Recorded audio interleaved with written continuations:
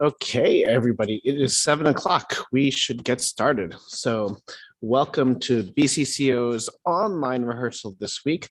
This is February 21st. We are online because the church didn't have space available this week, but we will be returning to in-person rehearsals next week. And so we're going to continue where we left off last week, which is diving into this fantastic piece by Alexander Zemlinsky, the Psalm 13. So I believe we're here. We're just going to get started. Is Paul here too? I see Paul. Everybody say hi to Paul. Hey, everybody. Great. So let's do some warm-ups and get ourselves situated. Oh, yeah, that'd be great. Okay. And so everybody's standing, and what we want to do is, again, make sure that our bodies are ready and physically able to take advantage of our warmed up bodies to sing and whatnot. So what I want you to do is twist at the waist a little bit. Make sure your shoulders are shoulder width. Your feet are shoulder width apart. My computer's telling me to unmute multiple times, so excuse me while I'm trying to tell my computer it's okay. I have sound otherwise. So twist at the waist a little bit, and remember that singing, for the most part, breathing is involuntary. We don't have to think about it too often. And as a result, it falls into a sort of a natural rhythm. But when we sing, we want to engage all these muscles that we haven't been thinking about otherwise. And so we want to get in touch with them, just like if you're doing breathing exercises or yoga or meditation, where you think about each area of your body. You want to think about the engagement of these muscles. When you twist at the waist, you can feel your ribs, your intercostals, your intracostals and intercostals, and your diaphragm breathing. And then what I want you to do is roll your shoulders around. Make sure that they are not influencing your rib cage. They are on top of your rib cage. They can, if they're in the wrong position, pull your rib cage out of whack and your alignment out of whack too. And then finally, roll your neck around, roll your head around rather. Don't roll it too far back. We don't want to create extra strain. But do make sure that when you let it drip in front of you, drop in front of you, that you really release the back of your neck and those muscles that are there. You can even give yourself a little massage. And to me, there's right at the hinge, or considered to be hinge, where the top of the spine hits the cranium and whatnot. There's some muscles there that are always active depending on how bad my posture is during the day. And then, of course, the same thing, those muscles that, those neck muscles that control the direction of your head and the positions that at.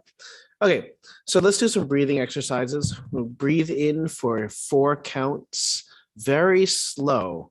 And this is to be aware when you're breathing in of all those areas that we can create extra capacity that we talk about. So that includes the floating rib cages, floating ribs that Deb likes to talk about, or that drop down and around like an inner tube that we always talk about, the small of your back, all those areas of expansion. And then we're going to go out on 4 counts on S. Okay, here we go.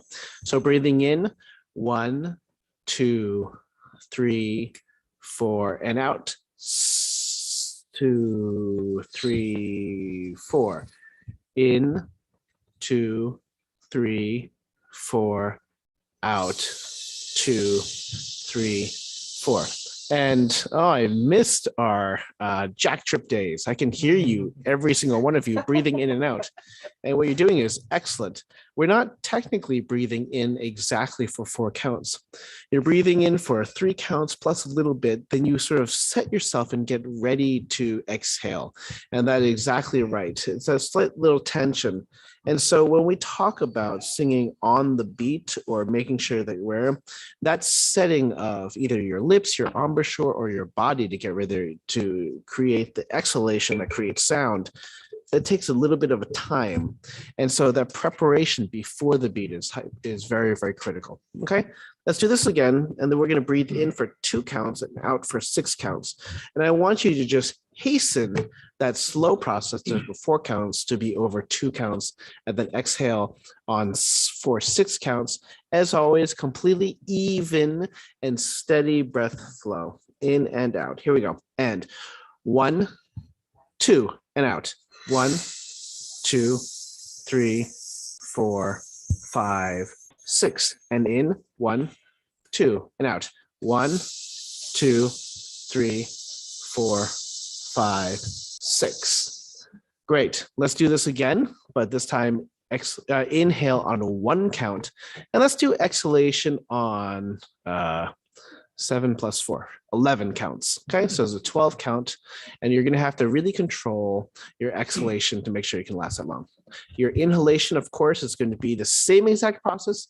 It just is quicker and a very much feeling of engagement, like engage the inhalation breath and then exhale. Here we go.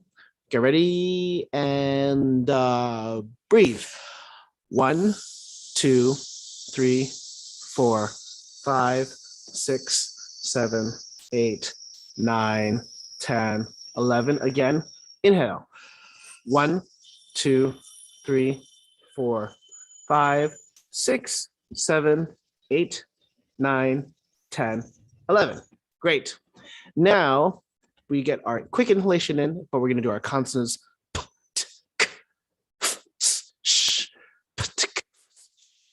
Okay, here we go. 1, 2, and.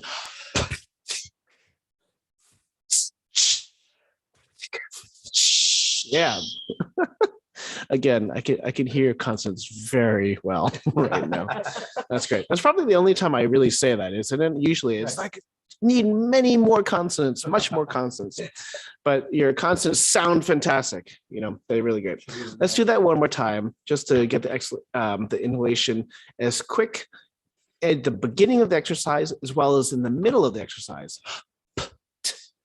Breathe. Breathe.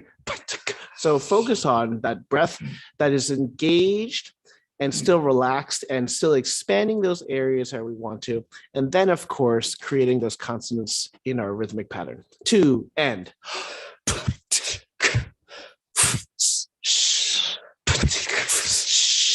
Excellent. Really great. Let's do a sigh on ooh.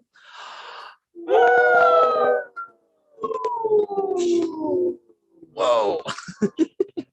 Remember, that was a very engaged sigh. That was excellent. Remember, the sigh is supposed to gently expand your range.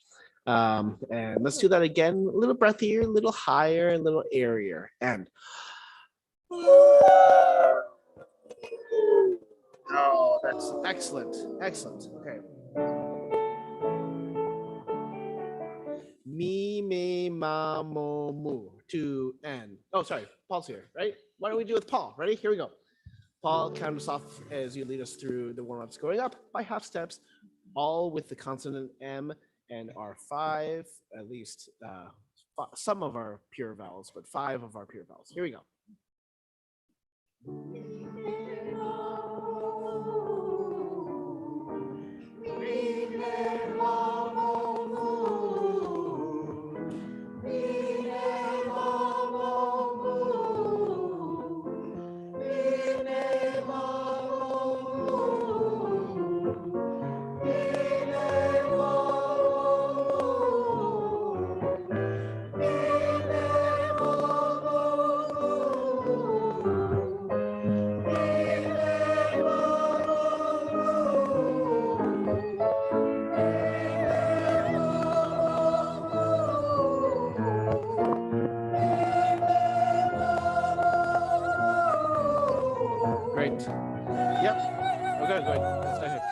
It's so funny. Normally in the middle of rehearsals, I will signal to Paul and say, what key we're in? But I can just look at his hands. That's great.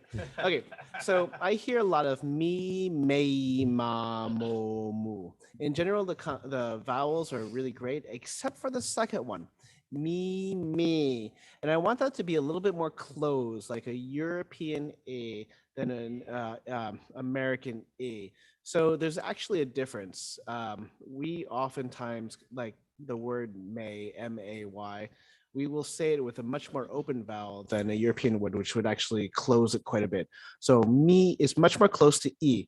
Mi, me, ma, mo, mu. So the difference between the second vowel and the third vowel is huge. Mi, me, ma, mo, mu. So the first two vowels close, then the third, fourth, and fifth are actually relatively big, the third one being huge, and then maintain that space for the last few vowels. Mi, me, ma, mo, mu. So your mu is actually huge space out in your mouth cavity, but the lips are closing down to an oo. Let's try that again. Paul, I see if you saw the notes, they're saying that your sound is a little soft. Yeah, I did turn myself up Excellent. a bit, so hopefully that fixes it. And let's do a fricative. Let's do fi, fe, fa, fo, fu. But focusing on those vowels, close, close, open, open, open with rounded lips. Okay. Starting from D major. And Okay. Paul, why don't you count them off like 1, 2, 3, 4, so they can Okay. get a nice breath for the first one. Alrighty, here we go. 1, 2, and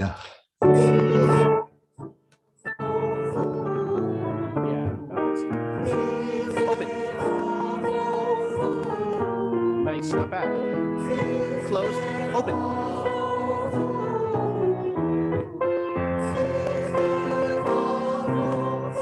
Great.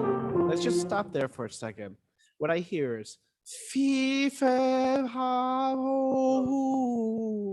We lose those consonants as we go along. Fi, fe, fa, fo, fu. Make sure to give the consonants some nice sort of emphasis. Emphasis. Okay. Let's try that again. Going back to D major again. Right? 1, 2, 3. Excellent. Keep on going.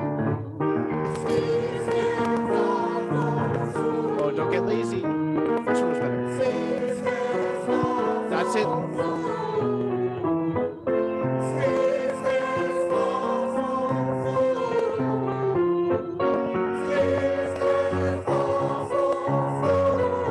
Good. That's great. That's great.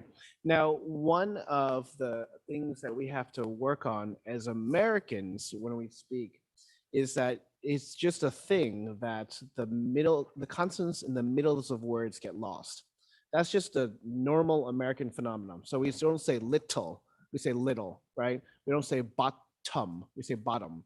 And so these consonants, we actually have to focus on a lot in the middle of words because in general, we sort of swallow them up a little bit. So that's just a general thing that we talk about. The other ones generally for Americans is that our vowels tend to be much more open and in the back of our throats. So we do things to get them forward in the front and things like that. So, okay, let's do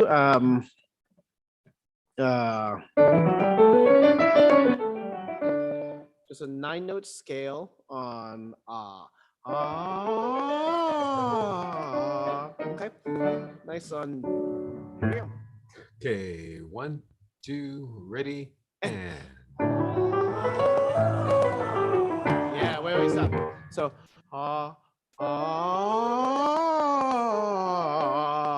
you want to make sure that you have the space for the top note at the very beginning. So you don't go,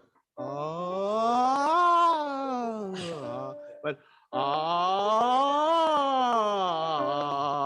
okay, here we go. With presence, but also agility. Here we go. 1 and 2.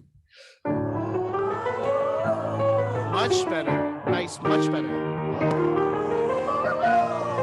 That's really much better.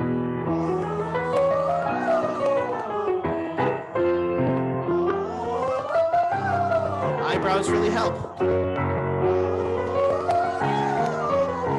Great, that's great. Now, this is really funny. It sounds like a joke, but your eyebrows actually do help. Instead of feet down, because again, anything that sort of gives us the impression of looking up. The only thing that I would say is, though, is I actually see in some people's videos that people are going, like you're lifting the top part of your face. And remember that your everything in your head should be in the same plane, but your jaw drops. So you want to create the space by dropping your jaw, but you create the space inside, and nothing else should be moving too much. I don't forget where we are. I think we were on G major. Oh, that's high. Let's go back to E flat for now. E flat. E flat for now. And the same thing, take a nice breath in that has the space you need for the top note, even though you're singing the bottom note. Okay, I'll count us off. 1, 2, 3, and Excellent, really nice.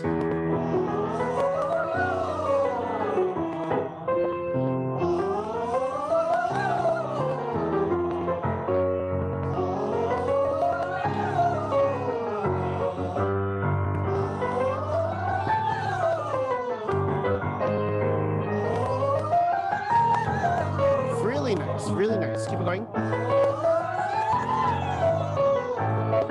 Space.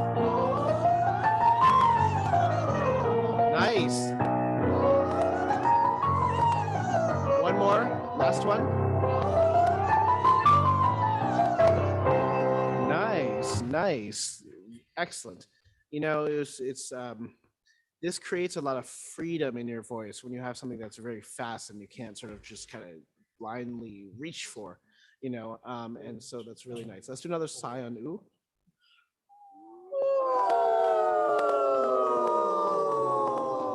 That's excellent. Let's do one more just for the basses and altos, but everybody. Yeah, yeah, yeah. And you want to make a yeah, yeah, yeah for each one. And you can glide and gliss between them. Yeah, yeah, yeah. You want to make sure that your jaw is nice and relaxed. Let's start at D major going down by whole steps, Paul. okay. 1, 2, 3, and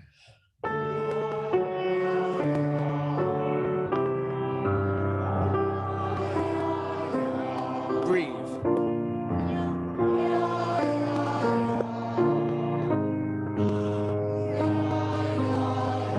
Yeah, just relax as you go down lower.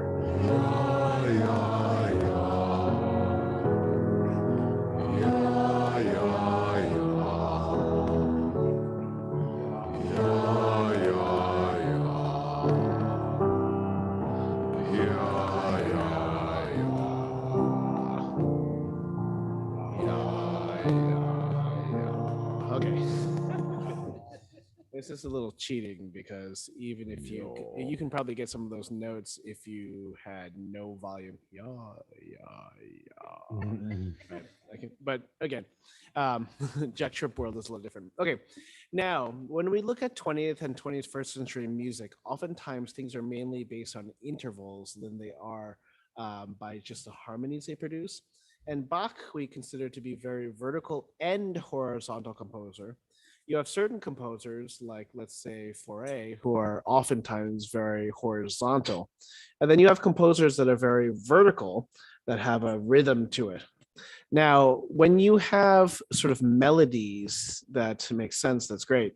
But a lot of these 20th century composers will take standard chords and alter them very slightly, like make one note a half step higher, and so the chord has a nice exotic feel to it, right? So what I want to do is two sets of exercises. One we've done both of these before, but I want you to do do do. Oh, sorry, that's on A. Do do do do do. Just half steps. Do do do do do. And Paul, I'll lead this one, right? Okay, here we go. And not bad. And then, as you know, as singers, every single time you take a step up, you need to think a little higher. And every single time you take a step down, you have to think a little bit smaller. So you have to go do do do do do instead of do do do do do. Do you hear that? Do do. It's sort of the right pitch, but it's very, very flat. So one more time, 2 and da.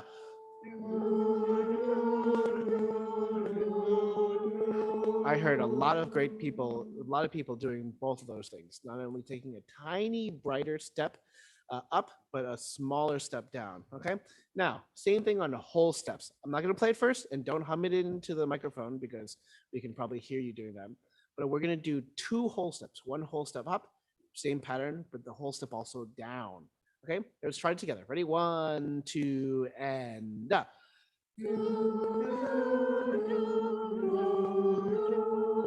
That's excellent. Those are the right pitches, excellent right pitches. We fell into the same danger in trying to take a full whole step down. You actually did a whole step plus a little bit more. Let's try that one more time.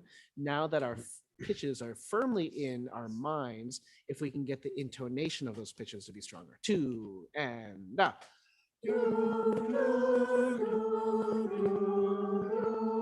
Not bad. Now, this is the fun part, is that it's hard to hear, and our step downwards was actually too little, right?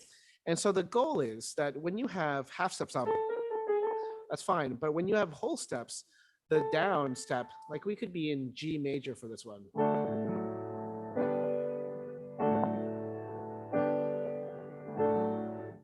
We have 2 whole steps, whole step up, whole step down, completely in a normal tonic key. Let's try that again. Okay, whole steps up and down, 2 and up.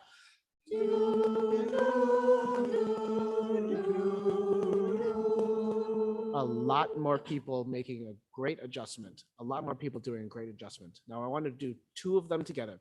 Do, do, do, do, do, do, do, do, do, do. Yeah, even I was too flat on that one too. Here we go. 1, 2, and half steps first.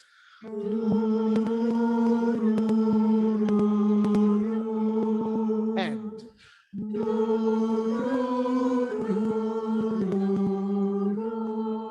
excellent, especially the whole step one.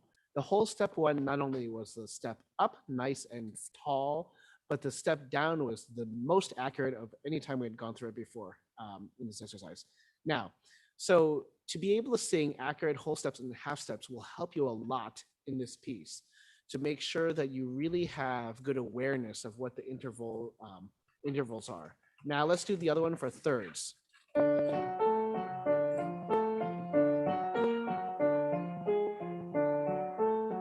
We've done this one before. This is major, minor, augmented, diminished, major. Okay, if some of you this is new, don't worry. It's just as hard for everybody else too. Ready, here we go. Ready, and.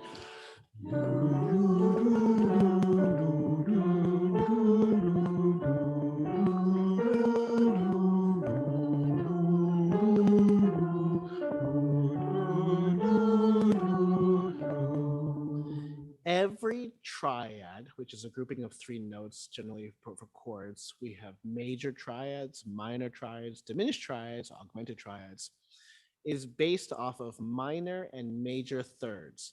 So a major triad is a major third with a minor third on top. A minor triad starts off with a minor third and then a major third on top. Augmented is 2 major triads. Diminished is 2 minor triads. And then major, again, major followed by a minor triad. A minor, third. Here we go. Let's do all of them again. Do do do do do do do do do do do do do do do do do do do do and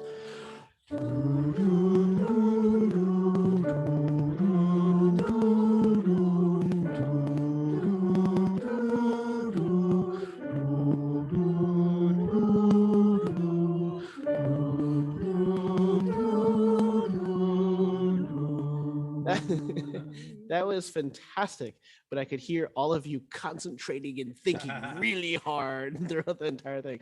It's fantastic. That's really great. So those are 2 exercises that will help with our thirds, minors and major thirds, as well as our minor seconds, our half steps, and our whole steps. So that will really help with this piece. We're going to do that exercise in advance of each of our rehearsals to really build our capacity to do those intervals at least. Now, let's take on the Psalm 13 by Alexander Zemlinsky. And Paul, we did a bit of the first part of this, but one of the things that we particularly like is that bar 12, bar 11. And then we have their first D minor chord.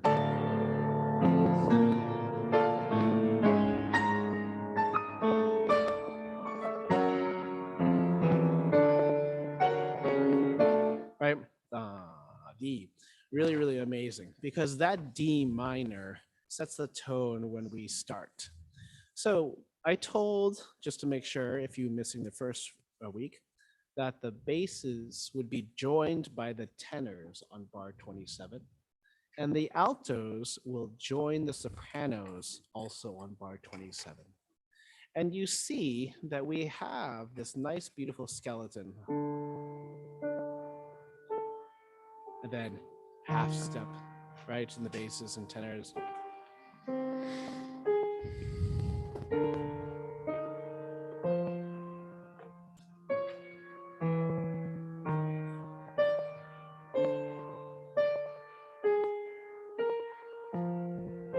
So what I want to do now that we have Paul that can actually play the notes. Yeah. I did. It's pretty simple to begin, and it just gets more complex and more complex and more complex. Great. Let's start on bar 27, and then again on do. But what I want you to be very aware of is how independent your line is from the other voice part, but also if you can be very aware of your intervals that you're singing. Here we go with Paul. And Paul, count us off. So we go about this tempo. 1, 2, 3. Okay. Okay. 1, 2, 3. Excellent.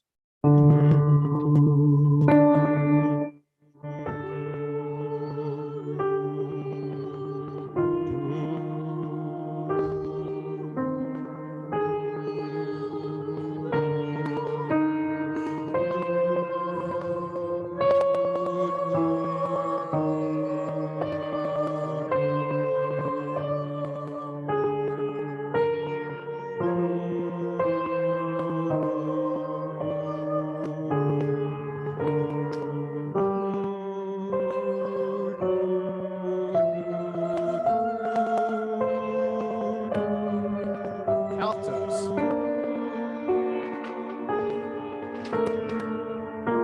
Tenors.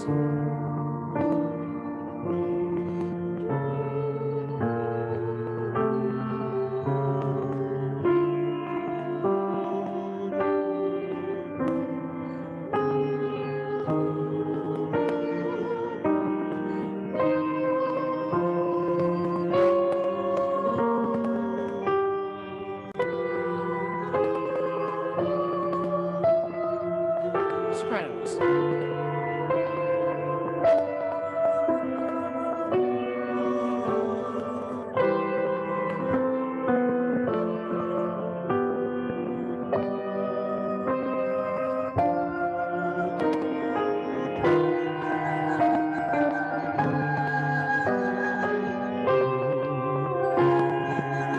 Altos. Basses. Tenors. Nice tenors.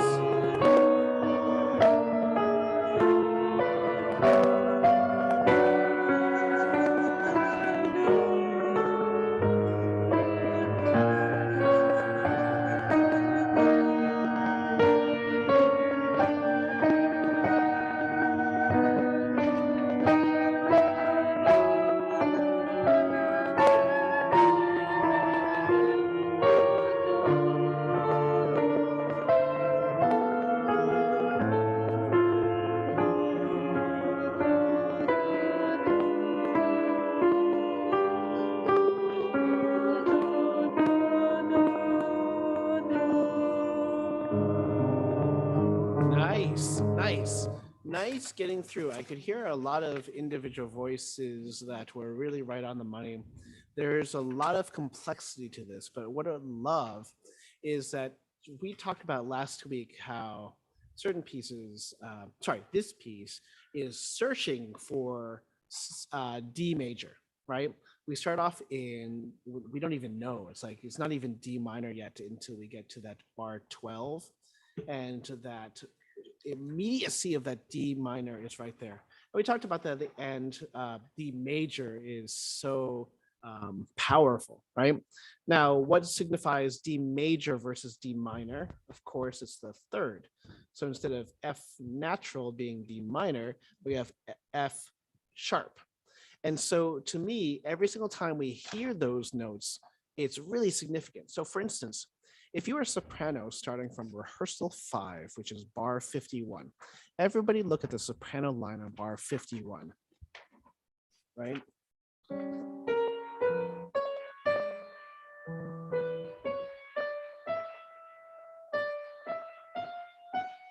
Right? Now I can make a harmony that would actually work this really well.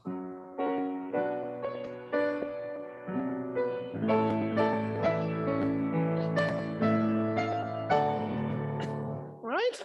That sounds fantastic, right? He could have just written that.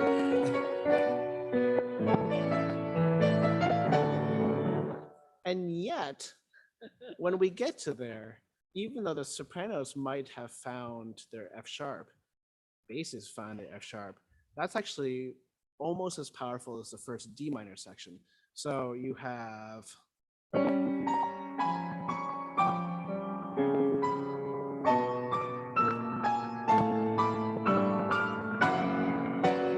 right? You have B minor. That's not what we're looking for.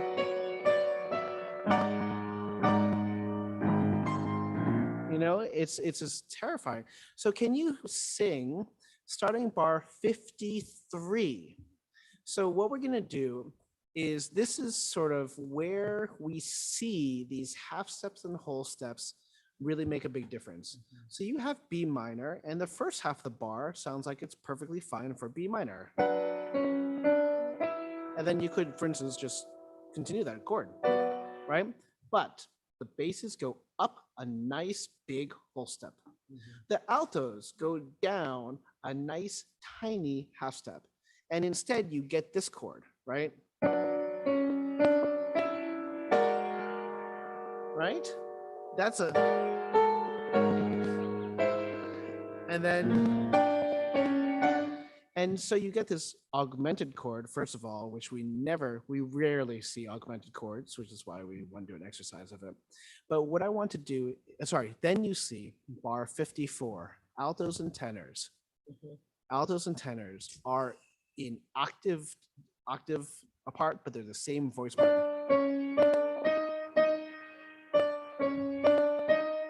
All half steps. Right? All of that half steps. So we're just building off of half steps and whole steps. Everybody, Paul, why don't you lead us in bar 53. So that B minor chord, basses, tenors, altos, sopranos. Paul, do you mind leading us through from bar 53 for, I don't know, let's just keep on going, see what happens. Sure. Okay? Sure. And count us off as we go through. Okay, here, undo or whatever value you want to make sure you can get this Okay. a little high. Here we go, Paul. 1, 2, 3, and.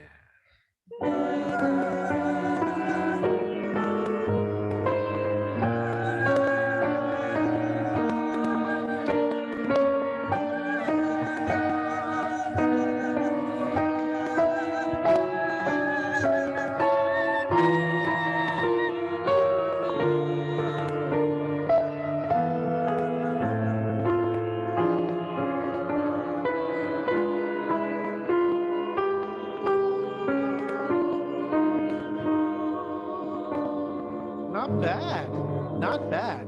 Let's hear just the bass line. And as we talked about those altos and tenors doing only half steps, you'll see the basses actually for a while actually have only whole steps for at least first couple of bars. Basses only, but everybody looking at bar 52. Here, basses. Right, here we go, with Paul counting off. 3, 4.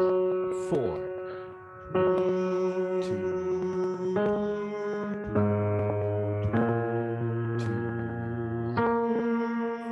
And then you sustain and half step.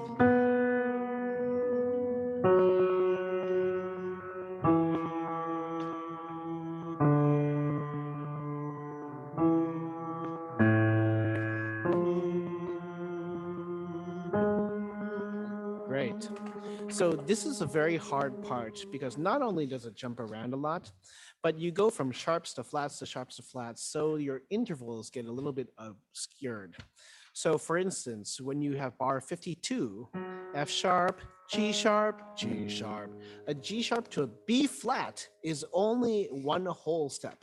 It's a big whole step, but it is only G flat to G sharp to B flat, B flat, B flat, and you go up the half step, B. Okay, now let's hear just the altos and tenors, starting from bar 53. So tenors, you're the only voice that has a moving line at bar 53, so it needs to be nice and present. But then when you lock in with the altos, see if you can really hear each other as you have at least 2 bars of similar music. So bar 53. That sounds so benign, just a nice little sixth. Okay, Okay. Paul leading us in. And 3, 4.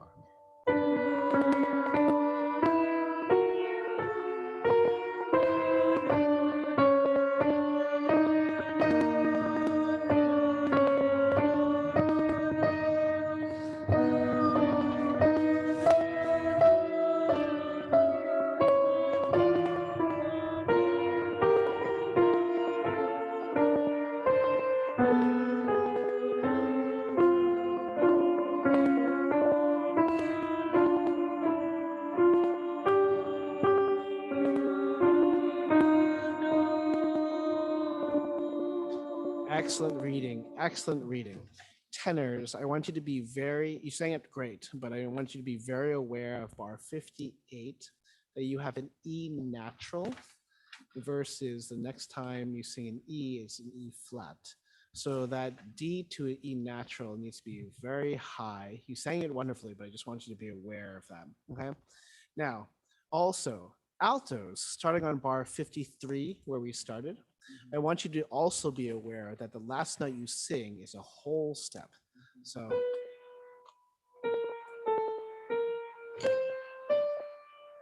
okay, so that you have B natural and B flats, but the last B that you sing in that bar is a B flat. So the step up to the C is a nice big whole step. And then you're in your unison with the tenors, all half steps. And then this is where you break off from the tenors. So that chord, that B flat, is a hard one to find. The orchestra plays it, but just note it's not easy to find. I don't know if you can hear the sopranos, but they sing the high B flat. Okay, let's do that one more time, but all 3 voice parts, sopranos in just a second, because sopranos, you actually have a pretty gnarly part. Let's do 53, all 3 voice parts. Be very aware of your whole steps and half steps, and then when you sing with other people or don't. Basses, tenors, altos. Paul leading us off. Ready? Okay. And 3 and 4. Breathe.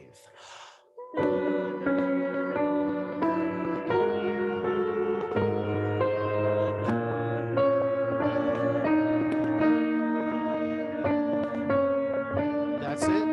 Now, basses.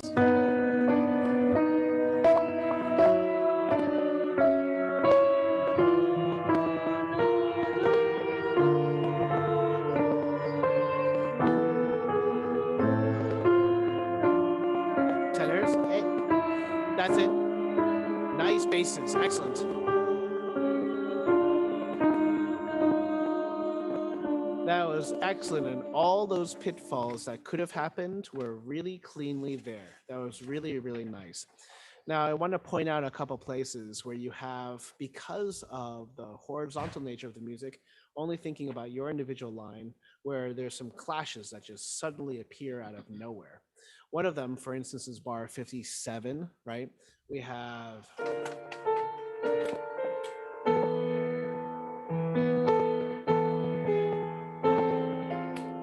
right? One of those is there. We have, what's another one? Is this, let's try 56. And then you have this chord. Do you hear that? The tenors against the basses. With the altos, we have an D plus an E plus an F natural. But if you listen to the bass line, they're just taking steps down, like they're ignoring everybody else. 3 blind mice, right?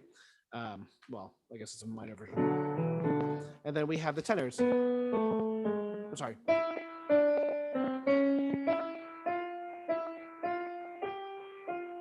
Right? It's like we're all in our own little world. That could be its own melody right there.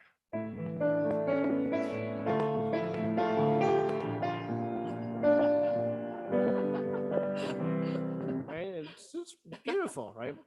So all these things where you're in your own world with your own intervals and they suddenly create these clashes is where this tension comes from.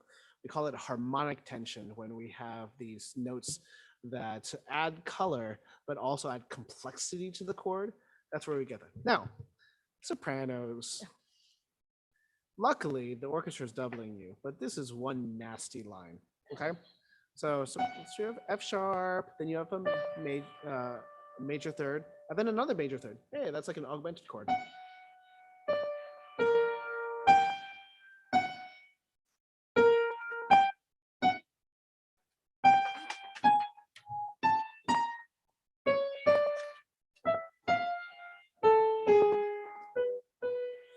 So what I want you to do is look at bar 53 downbeat, bar 54 second beat, bar 55 second beat. Your two notes that you're gravitating around are F sharp or G flat and B flat. So you have this.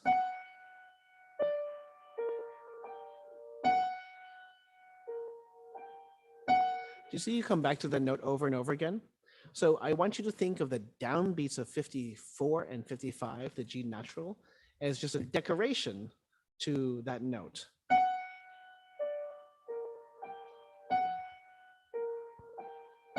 Okay, and then after that you have half steps,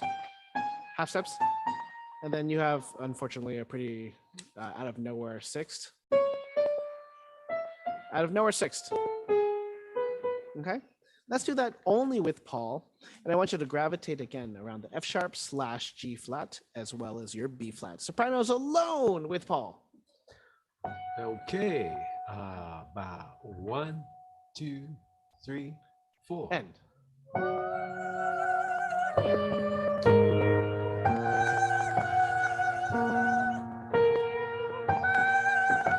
Excellent. Half steps.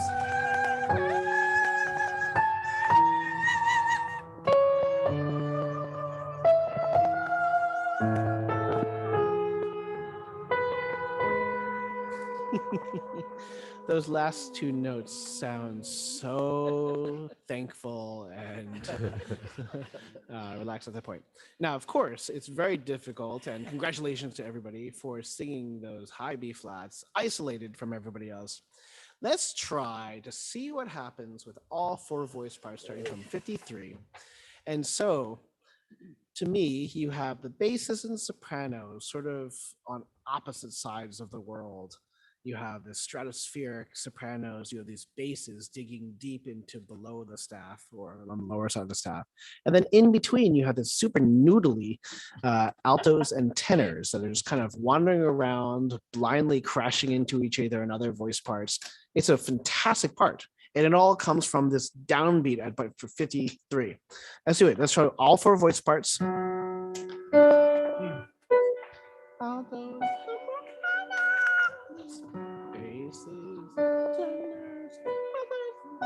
Okay, here we go. With Paul counting us off. Okay. 1, 2, 3, 4.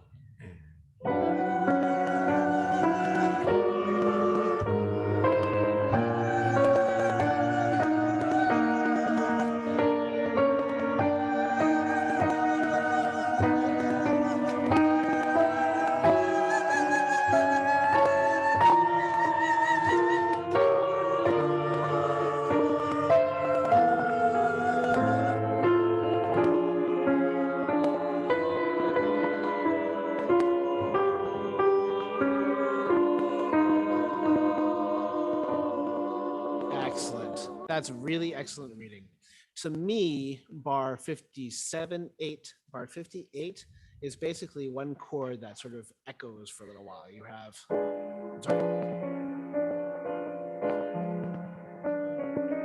you're basically seeing that same chord over and over again, right?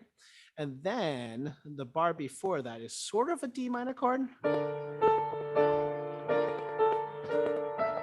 but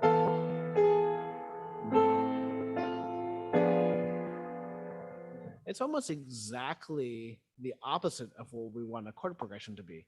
Instead of going from more dissonant to more consonant, it's going from, at that point, 57 to 60, like a backwards chord progression.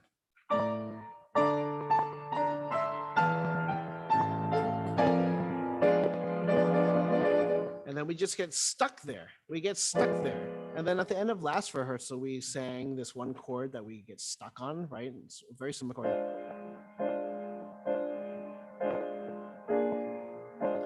We just kind of get stuck. We're lost in this diminished and half diminished chords. Okay, let's go back.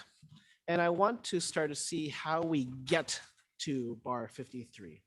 Let's just not go too far back. I want to start from bar 49. Bar 49 with the sopranos, then the altos, then the basses and the tenors. And almost every voice part, except for the basses, are actually almost in a canon here. So if you the sopranos, right? Altos, tenors, right? I should have finished the line.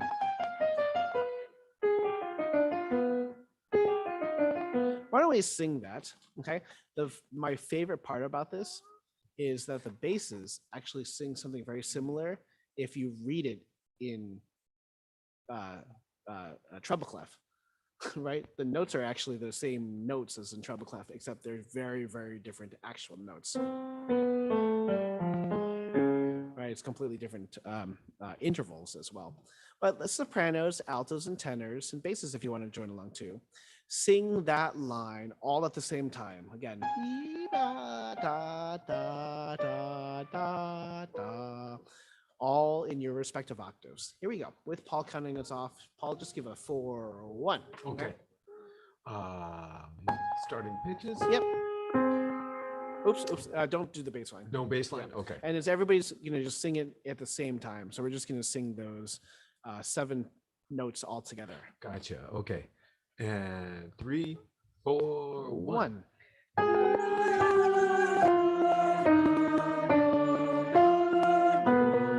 Great. Now what I want to do is have the sopranos, altos, and tenors only sing that, but now in the right place. So sopranos start off, then altos continue. Sopranos, don't continue singing your line at bar 5. Altos, after you sing your melody, don't let it go on. Just let the tenors complete the line and have everybody come in where they're supposed to. Starting with bar 49 with the sopranos and Paul. Okay. 3, 4, and 1.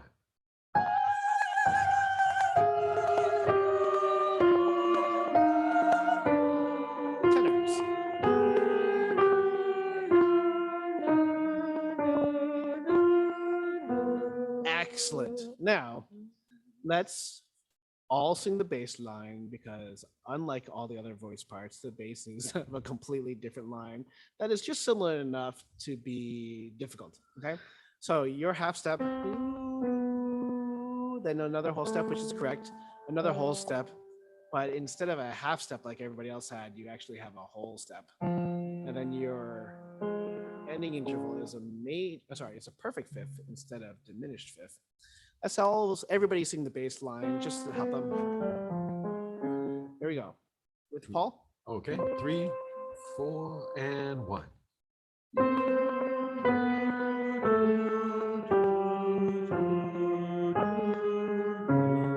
Good.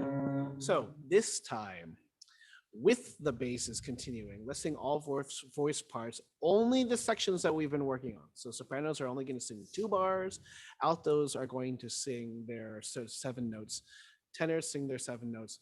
basses will actually sing 7 notes plus 4 notes and see if we can just add those on too. Starting from bar 49, here we go. Okay, and 4-1. 1. Altos. Basses. Tenors.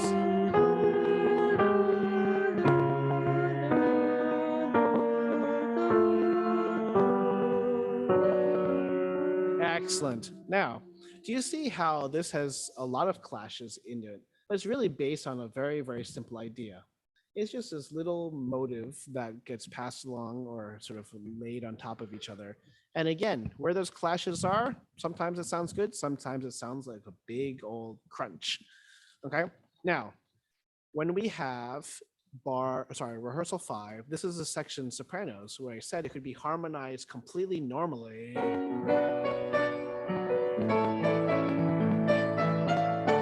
Right? So let's just sing that soprano lines.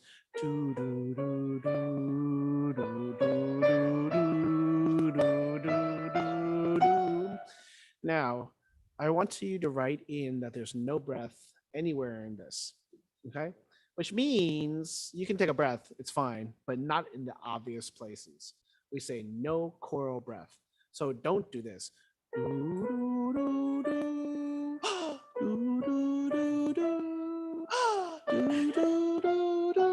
Right? Those are the only places you cannot take a breath. Anywhere else you can take a breath. Let's do all sopranos starting from rehearsal 5, right? 3, 4, and 1.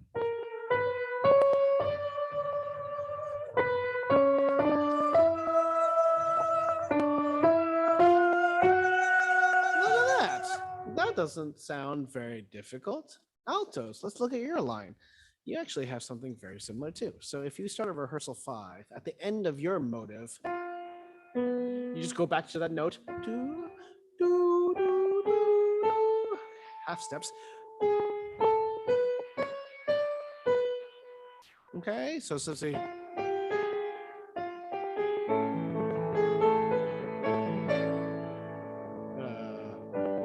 That's not right percussion at all, but let's just do the alto line starting on the downbeat of rehearsal 5, the downbeat of bar 51, just sing so you get the note. All, well, you have half steps plus a whole step. Just be very aware of where your half steps are, and then whole step, half step, minor third. Let's do this with Paul, starting on the downbeat of rehearsal 5, which is bar 51. Okay, and 3, 4. 2, 3.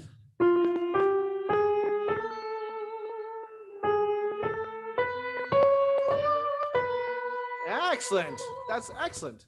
You see, this is what I think of when I hear that. I say, it's hopeful that it's a melody, right? It sounds like I just want to be a melody. I hope that I'm a melody. In the midst of all this chaos, I just hope that that's a melody. Can we just do the sopranos and altos starting from bar 49, all the way through to bar 53? And then again, so it's very easy. You have this thing that you imitate, and then you have do, do, do, do.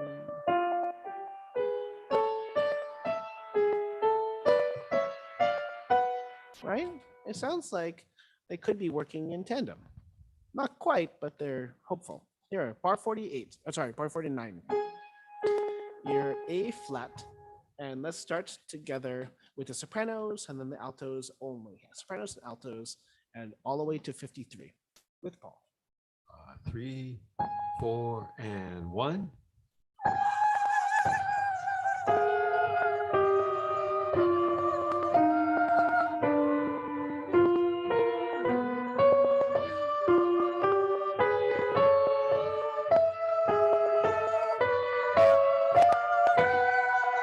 Yeah.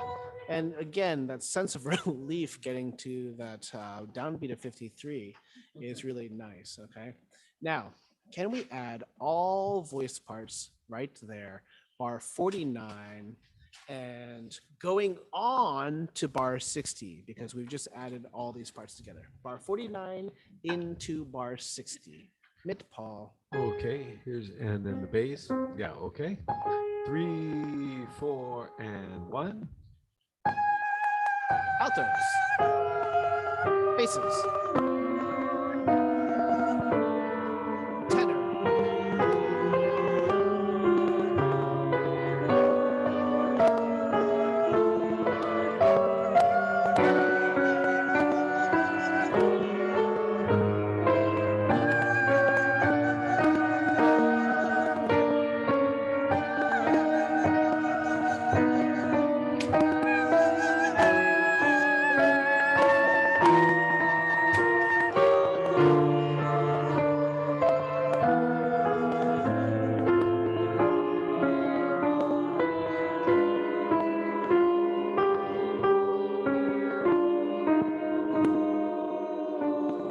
Sustain. Oh, that's a crazy chord. Excellent. Oh, don't sustain too long. You don't want to be in purgatory of a diminished chord too long. That's really, really excellent. What I want to do is, I know we didn't look at page 3 as much, but the nice thing about this is that this is sort of built on those same patterns, a lot of stepwise motion and fifths. And so let's read from the very beginning and then see, maybe take a break after that and leave ourselves in diminished land. But starting from bar 26,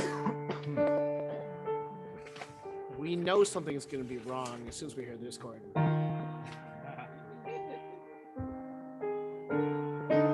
Yeah, look at that. And then you have this open fifth, which is decidedly breaking part writing rules. Bar 27. Here we go. Mid-ball. Okay. And 3, 4.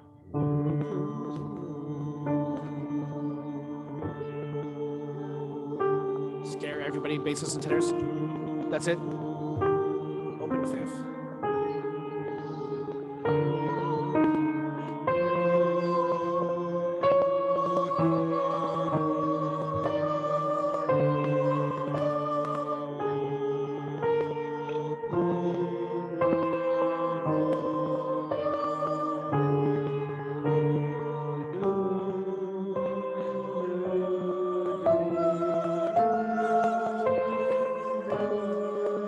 Altos. Tenors now.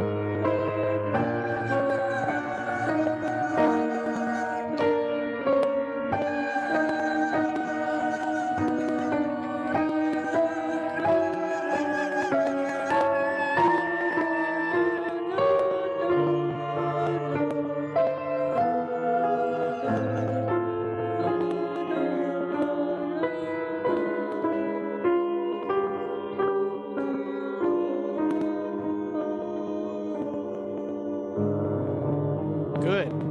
Can you still hear me? Can you see me? Can't see you. My computer is completely off. And yet JackTrip is clearly working. So this is actually probably the perfect time to take a break. Let me figure out what's going on. But excellent reading. when we hit that bar 53, that it really is sort of a really nice momentous moment. Again,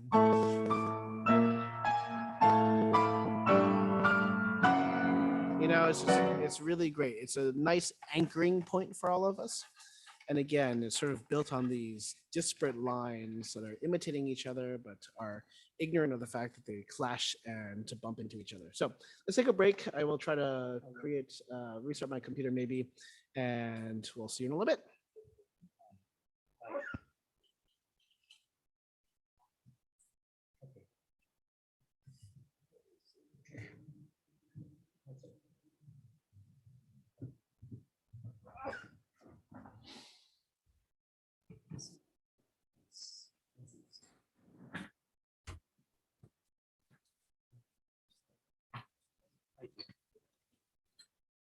I'm off my rehearsal for tennis.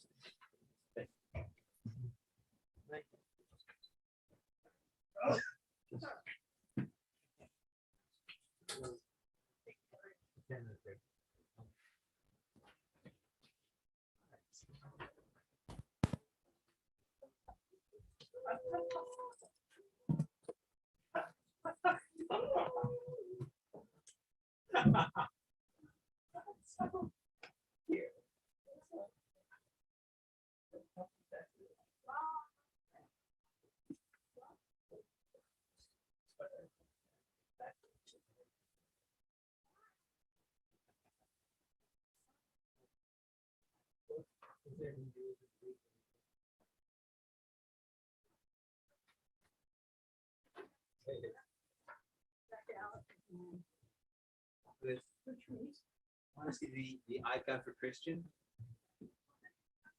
Last question. Okay. You haven't let me answer it. What- Yep. I see what it is. What is it? Something about That's Christian. Christian's identity.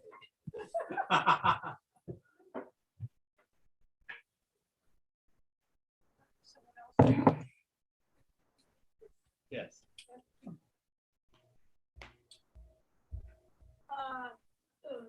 Well, the character. Sure. Sure. Very good. Okay. Claire's gynecologist, Yeah. not a gynecologist for birth. Any better? So since they rotate between different doctors, but Claire's doctor left a Uh-oh, message. my computer's almost dead. Office staff was preferred. And they weren't sure the message would get through. But they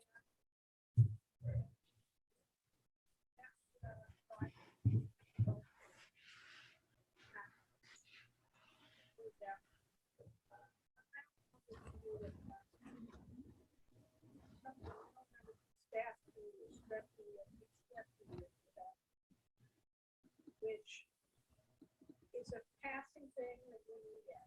Not all get it. Nobody has it all the time. But if it's, and it wasn't, people weren't testing. But I think it is present in the birth canal for 1 out of 200.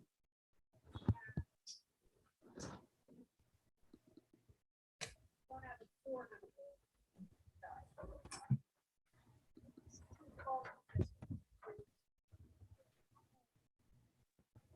Are tested for it until the baby is sick. And there are interventions. Most common antibiotics. I can't hear everybody. Hey, Kitty. Hey, turn up the volume somewhere. It sounds like you're in a distant chamber. Who was that, by the way? That was Christian. Hi, Kitty. Oh, hi, Christian.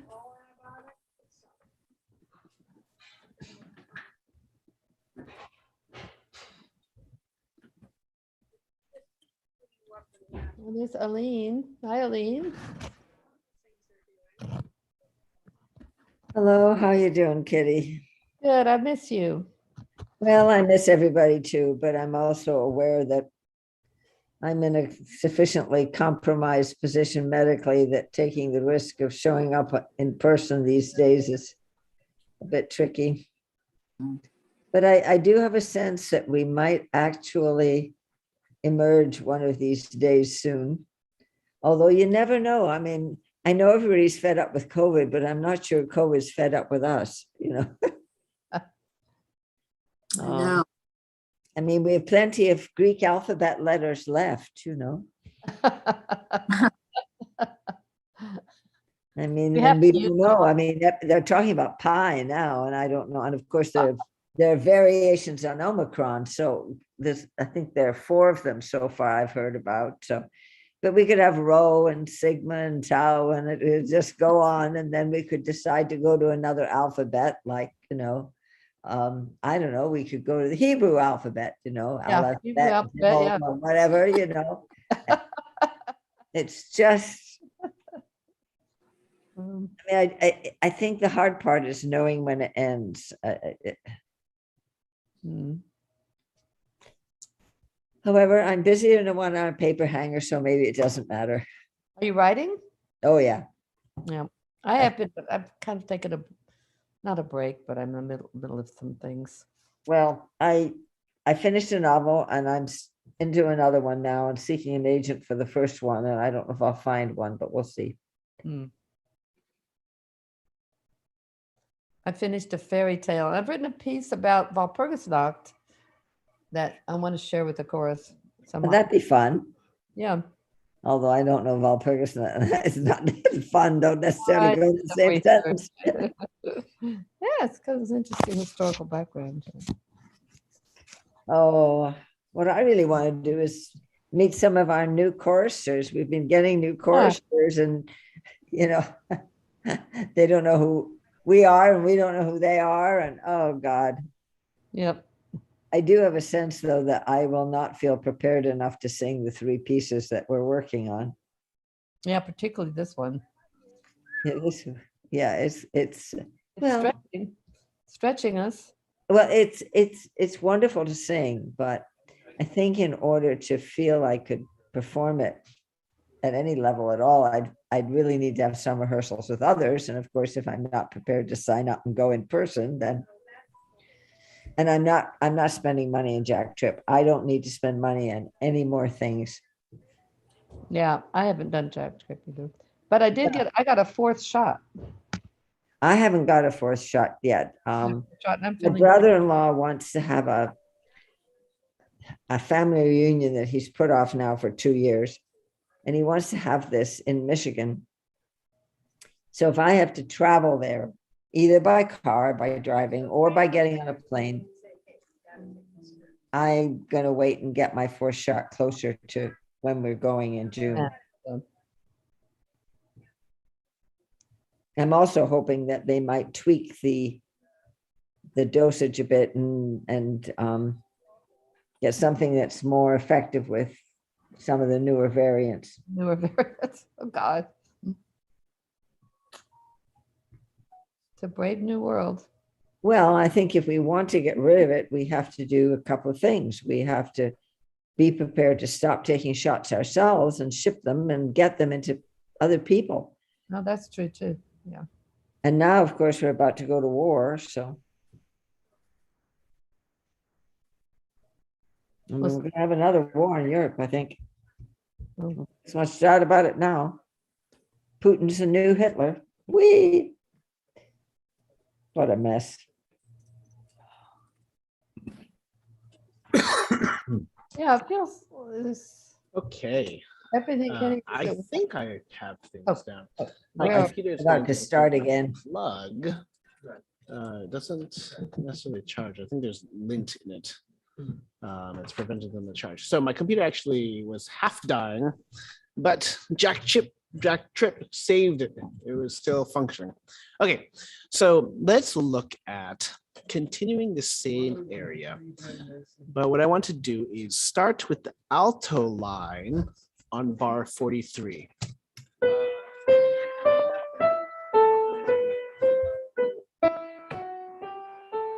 Sorry.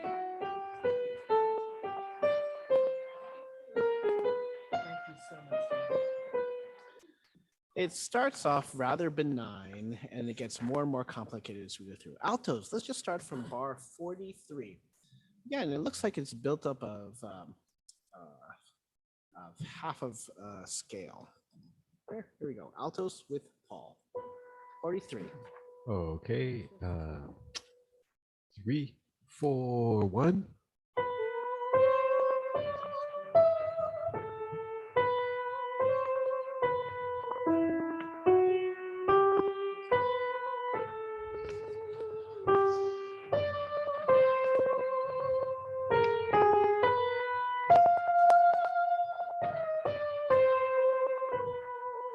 Great. So what I want you to do is circle where all the B's are, because the B's are where you're going to find your notes. Okay.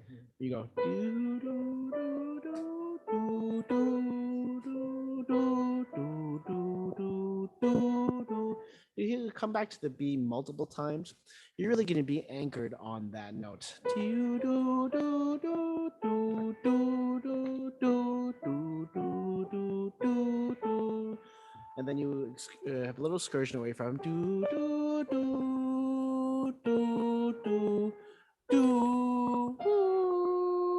do, do, do, do, do, do, do, do. That's a tritone there. It's a nasty interval. It's called the devil's interval because it was part of a scary diminished chord. Okay, let's do that altos one more time. Paul is going to play it, and we start from the beginning, but I want to augment that B every single time that it comes back. Here we go, altos alone. Okay. 3, 4, 1.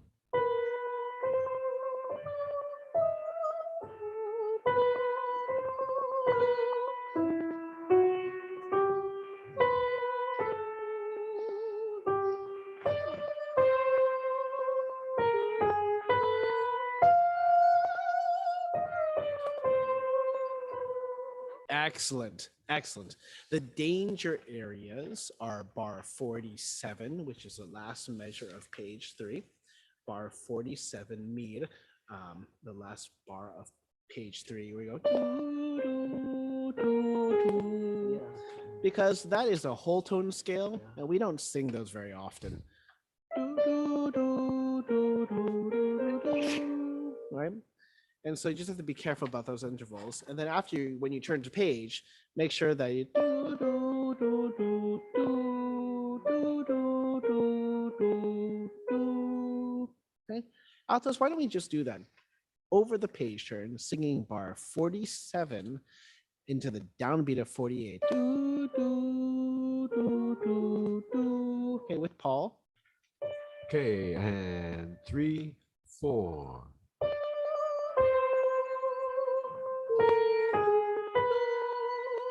Yeah, not bad. It's just that make sure that your C to B flat is not too wide. And the other place that's a little bit tricky is bar 48, the next page. Do, do, do, do, do. After the F, the E flat is squirrely, and then it's only a half step to the D natural. Okay, let's just do bar 48 in isolation with 49. Okay, let's try that with Paul. Okay, 3 and 4.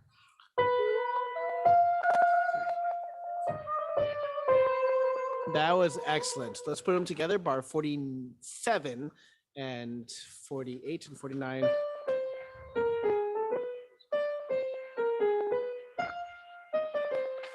Okay.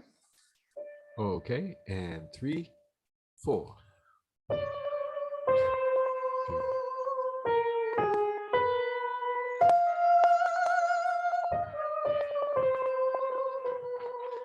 Now, let's look at the tenor line. The tenor line is also gravitating often around these B naturals.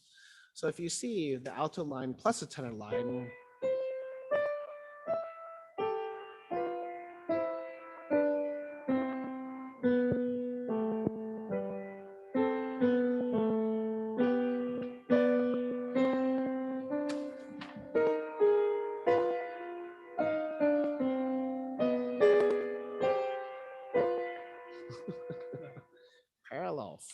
course. That's not allowed. Okay, tenors and altos. Let's start bar 43 with the altos, and then tenors come in on bar 44. Okay, here we go. Altos and tenors. Okay, 3, 4, and 1. Tenors.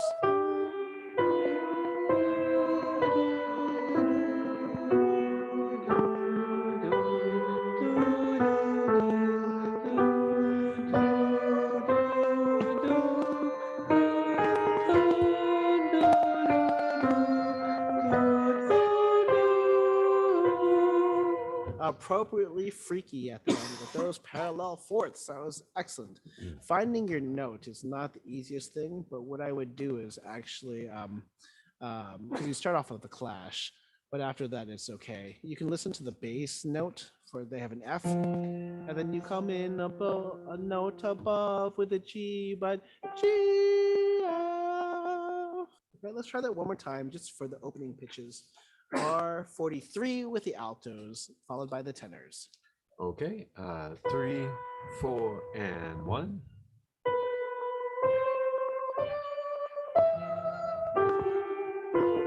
That's it. That's better. That's much better. Now, sopranos and basses, you have this really fun thing where he does very similar intervals, but inverted. So we have two ways of making something backwards, right? If you have something, you can flip it, or you can do it in retrograde, right? Backwards to forward is retrograde, inverted is flipped. And this is flipped. So if you see the sopranos go up a fifth, down a step, and then back up. Basses go down a fifth, but then start walking up. Can you hear? Is everything okay? Paul? Everything's okay? Oh, I don't know. Can you hear me? Now we can. JackTrip can Ah. hear you. We can hear you. Yeah, we're good. Oh, okay. JackTrip could hear me, but maybe not. Paul. Can Paul? Yeah, I'd lost you momentarily, but now I can hear you again. Okay, great. So what I was saying is that you can flip things. If you have a motive, you can flip it either this way, like forward to backwards, backward to front, or you can flip it upside down. And so that's inverted when you flip it up and down. You do it retrograde when it's backwards. So if you look at the soprano line, you go up a fifth, and then you go down step, then you down step, then you go back up, and then you do the fifth. The bass line on that same page is exactly the opposite. You start on a note, and then you go down a fifth, and then you go up a step, then you go up a step, and then you go back down. Those are inverted melodies. Now, they don't necessarily go together, but they're intellectually really interesting.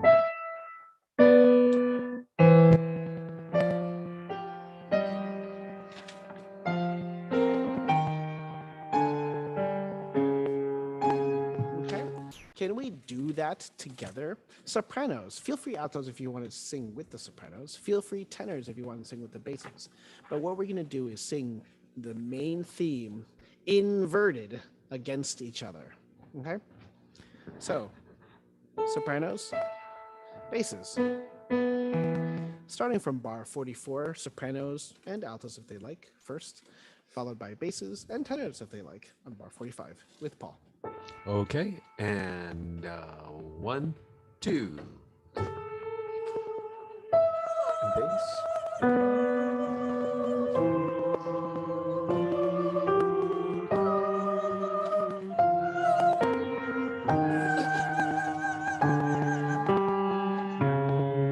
Excellent. Okay, good. Stop.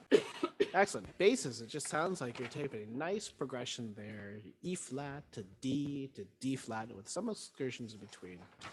Let's try all voice parts.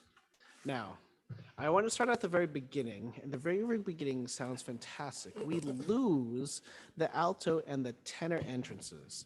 And it's true. Zamlimsky says pianissimo, always pianissimo, immer pianissimo, with decrescendos. But those accents do need to come out. So altos on your first entrance and tenors on your first entrance think more of the accent than the dynamic that you're going to sing afterwards. Let's start again from bar 27. Okay. And 1, 2, 3, and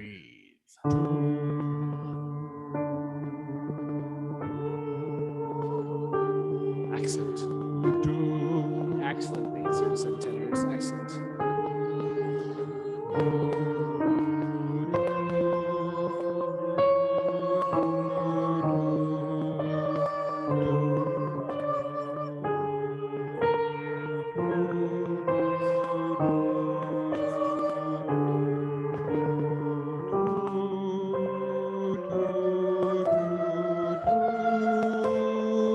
Altos. Tenors. Excellent.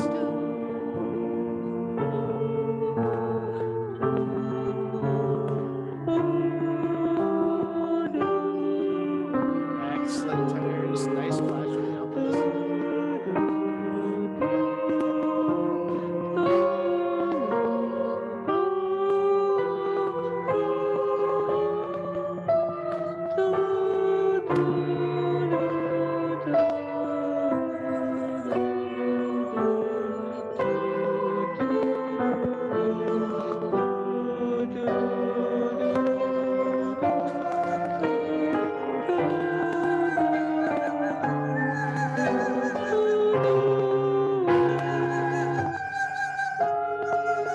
Basses. Tenors.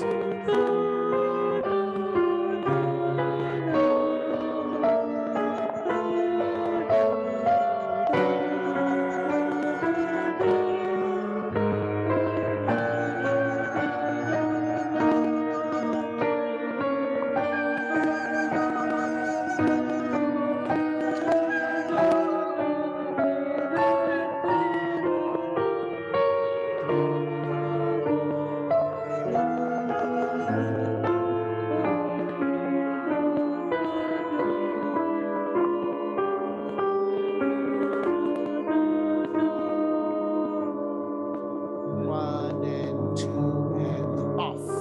Nice. Nice. That was excellent. Really, really nice. Now, do you see in some more tonal music, this is not atonal by far, but it is less tonal than, let's say, Mendelssohn. I would say less complex than Mendelssohn or Brahms, like we've been singing. In Mendelssohn and Brahms, we're oftentimes thinking about the harmony that helps us in the relationship to other voice parts. However, this, as you see, is much more horizontal. You're thinking about your line, and if it clashes with another voice part, well, that's how it goes, right?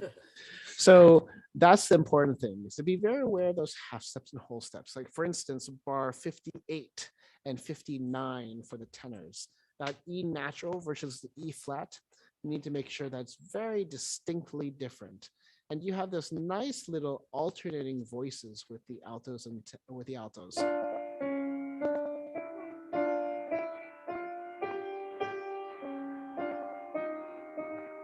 Right?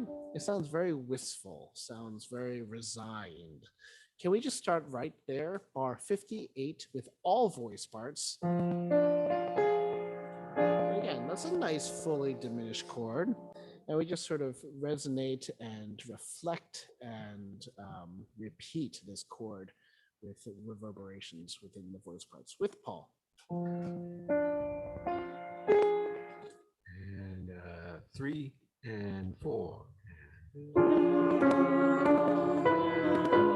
Nice tenors.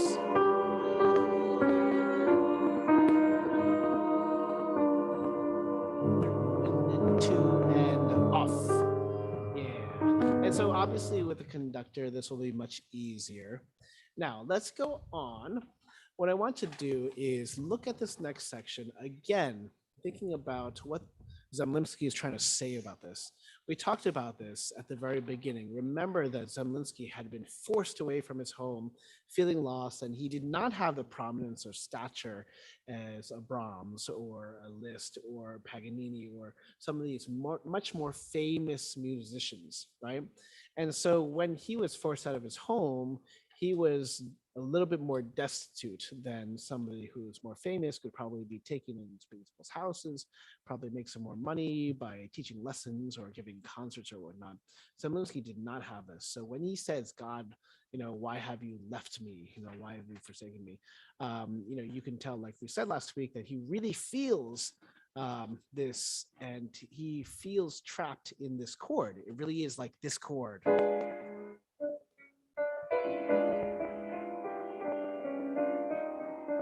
And so in this next portion, we continue this sort of diminished chord. Okay, this is a slightly different chord. It's a half diminished chord rather than a fully diminished chord, but it's still a diminished chord. To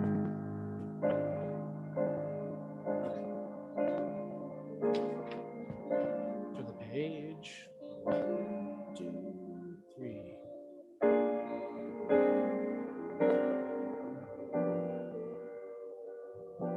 Right? And even that's supposed to be a G major chord. Bless you. That's supposed to be a G major chord, and that doesn't sound restful at all. In fact, if you look at the orchestra, it's against this pounding, ceaseless A flat. Right? That's not a happy chord at all. That's not a so-called stereotypically major chord, and it goes on.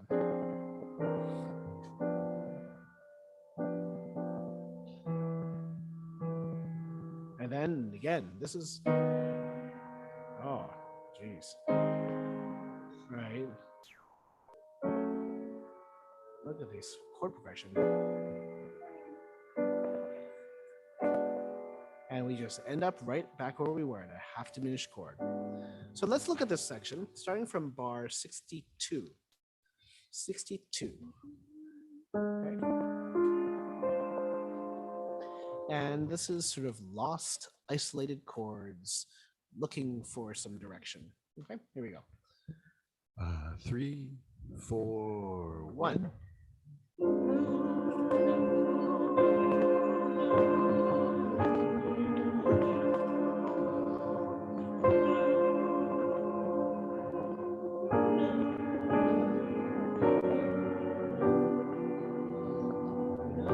That's it. 2, 3, Off.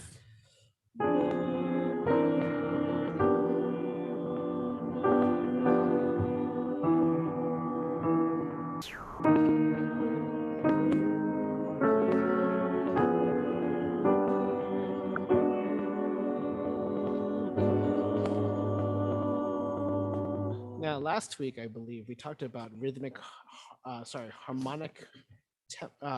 harmonic rhythm, and then those last two bars 69 and 70, are pretty nasty. Okay, so sopranos almost sound like completely random notes, right? Okay, that sounds eerie. Altos, do you have a melody? Oh, actually, it could be kind of a melody. Tenors. Okay, basses. Yeah, they're all kind of meandering and searching. Let's build it one at a time, starting with the basses first alone. Then we'll add the tenors and add the altos and add the sopranos. Basses alone first. Bar 69 and 70. Only bar 69 and 70. Here we go. Okay, 2, 3, 4.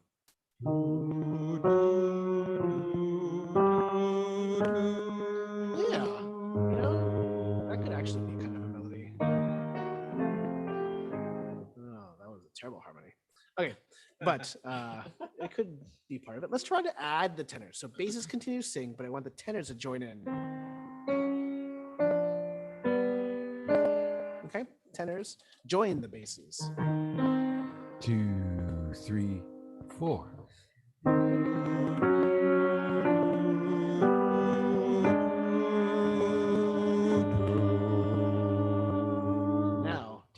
perpetuate the idea of feeling lost and trapped within this like tension-filled harmonies, the altos are actually below the tenors. Altos are below the tenor. So altos alone, just altos alone, call. 3 and 4.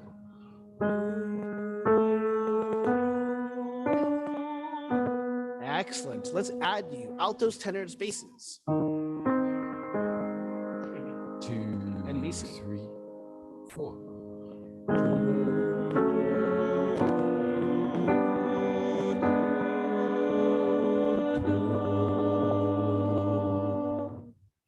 Look at that. That was great. Sopranos, let's add you.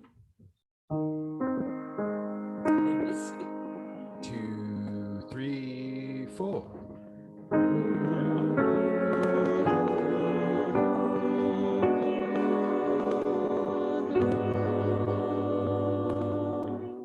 Sorry, I got distracted because isn't it actually is a NBC. story that it was the General Electric Company, GEC, that bought NBC? Maybe that's what it is.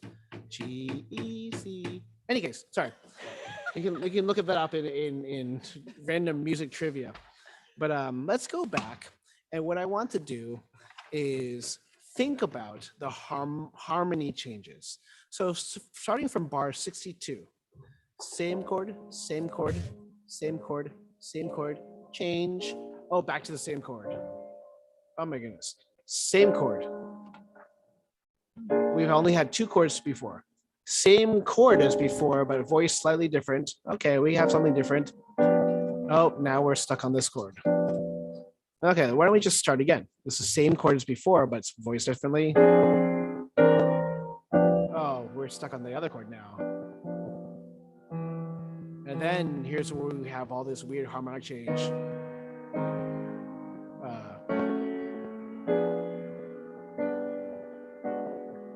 Right? Very, very ominous, eerie, disconcerting. All right, let's start from bar 62, all voice parts. 3 4 1.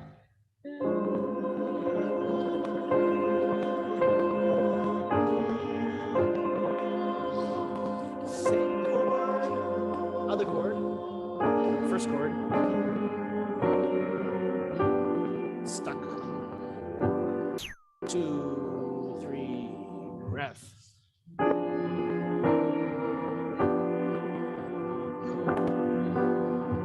Basses.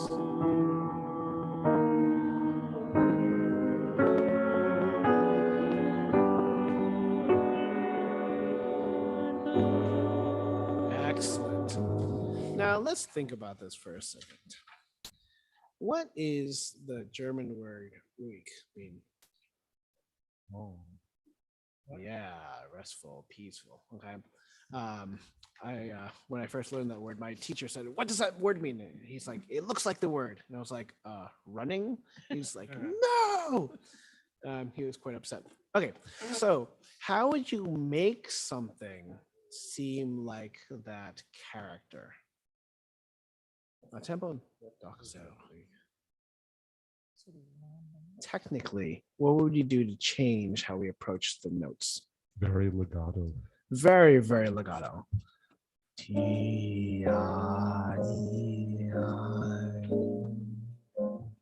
And you hear this sort of wandering piano orchestra.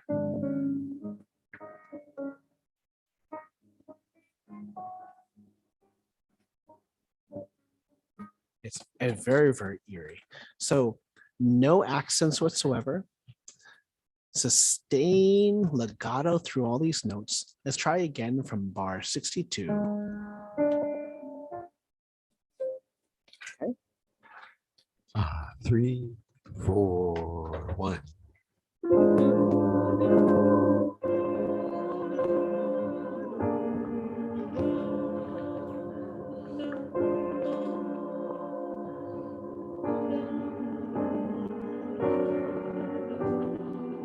Oh, that was really nice.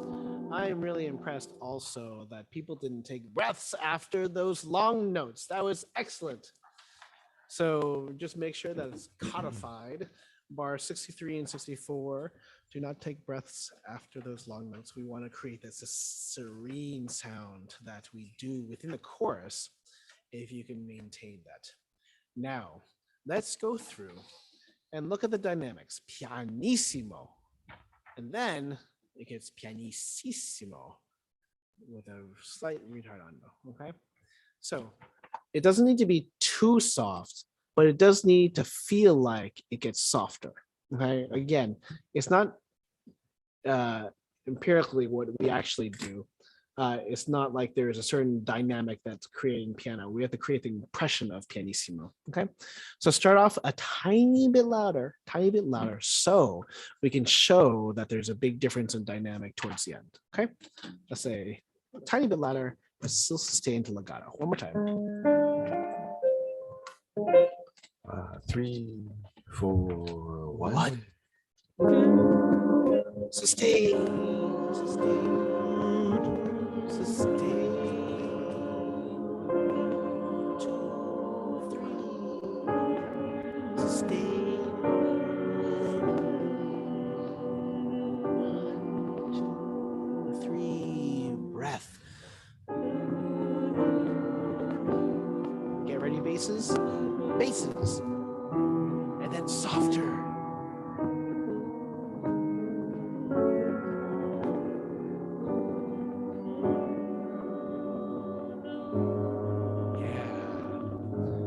Just make sure that you really have sort of those pitches secure, that we're not gliding between them.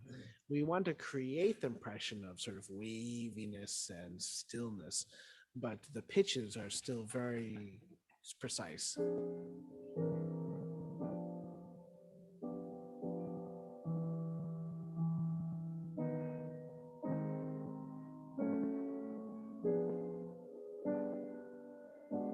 Can we do from bar 64, 5, 6, 7, 67 onto me? Can we start right there? I'm sorry. 67. Okay, here we go. And 3, 4.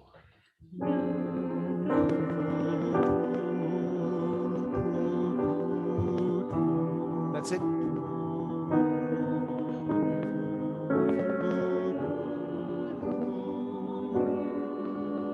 That's it. Excellent. That's really, really nice. Now, look at bar 73, 74, 75, 76, 77. We talked about a certain interval sticking out, especially at the beginning.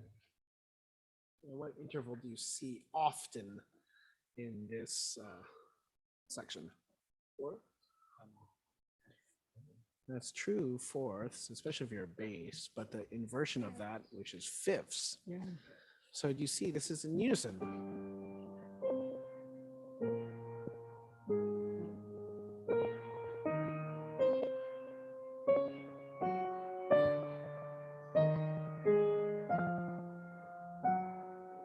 As we're just climbing higher and higher. Do you see that? And then symbolically, it's very noticeable to me that we end on that F sharp. Again, that this note we're really seeking for this entire time. Let's read this together on bar 73, all in unison. See if you can think about the intervals being very clean, right? Okay, and 1, 2.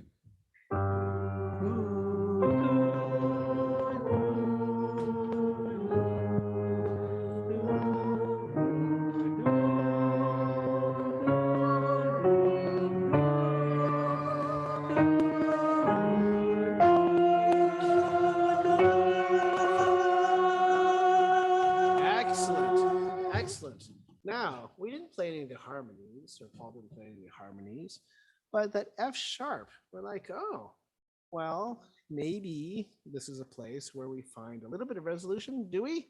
No, not at all. That F goes against a G natural. So, do you see that? It's almost the most painful version of that F sharp. We are still looking for that F sharp, and this time it clashes very mightily against that G.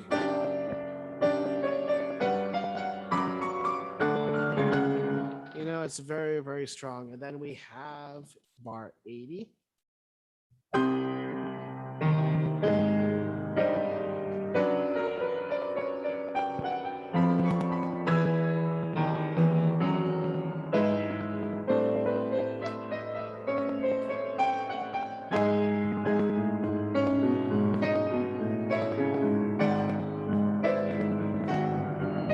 You know, it's just incredibly intense.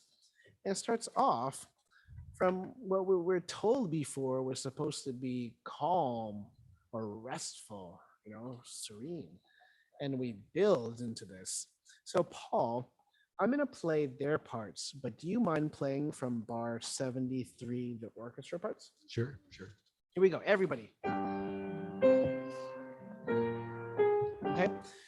Paul's going to start from bar 73, and then we're going to all enter and clash against Paul, like we're fighting him, right?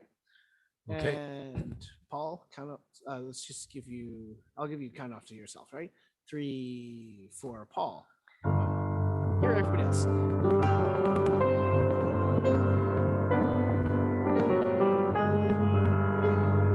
Wait, sorry, Paul. I think we're off. Ready? Okay.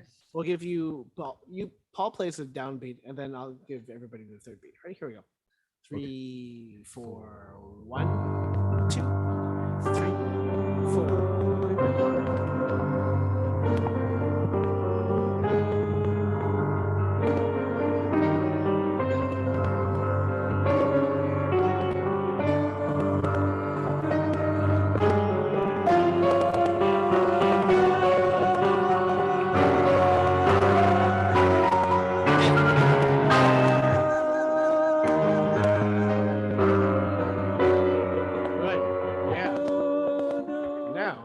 See, I love this when the composers do this. It's just so I get really engaged by this stuff.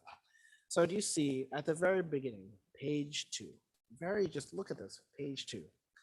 Basses and sopranos start and they clash against each other. They're not singing together at all. Altos come in, tenors come in. They're clashing. We create even more friction and grating against each other, right? And then at the end of this, in bar 49, look, we sing the same thing, but not together. It's like we're starting to unify a little bit, but we can't sing together.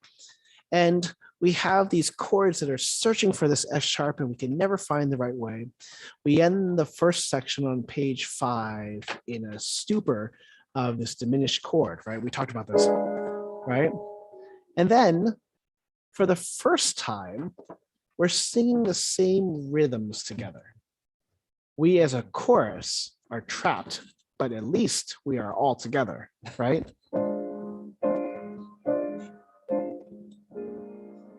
Right? In this trapped harmony that's not going anywhere, that doesn't make any sense.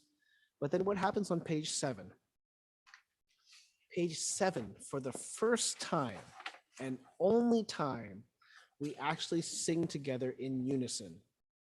We sing together with one voice, searching for that F sharp, searching for that D major chord at the end, of which the F sharp is the most important. And what is against us? The entire rest of the world, right? It's the entire orchestra saying, nope, I'm going to clash against you with this G to make you F sharp C even more painful in your search.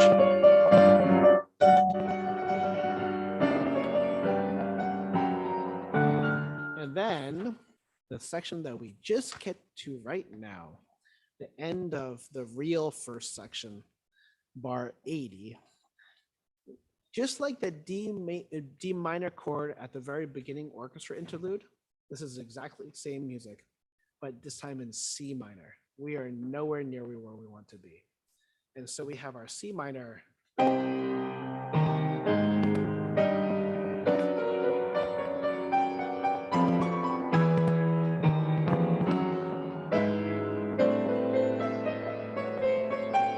And so we have all of us singing again with one voice, or one voice, but it's very similar harmony.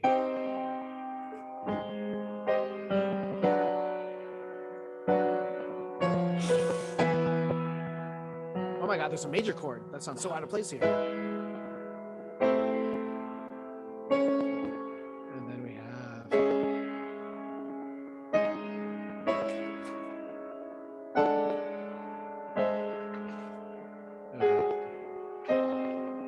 And look what happens on bar 86 as we start the next section. What? That's a ridiculous chord progression. But look, it's a D minor. At last, finally, we're with the orchestra, but we finally get to just a flat out D minor. So let's look at page 8, the last thing of this big first section. And why don't we just read it to see what happens first? Altos, note that you are divisi split. Okay. So pick a line, but again, if you're alto 1 or alto 2, and soprano 2s, some of you, if you want to be, build the harmonies, you can sing the alto 1 line. But in reality, the main top line of all sopranos also works really well too, because it's really important. Okay, Paul, why don't we read us through this, the tempo that it's supposed to be, which is actually pretty slow, so that's good for us. Okay, so at bar 80? Yes, bar 80, basses. Basses up here, not down here, but up here. Tenors, alto 2s, alto 1s. I can hear that. Okay. Okay. And 3 and 4.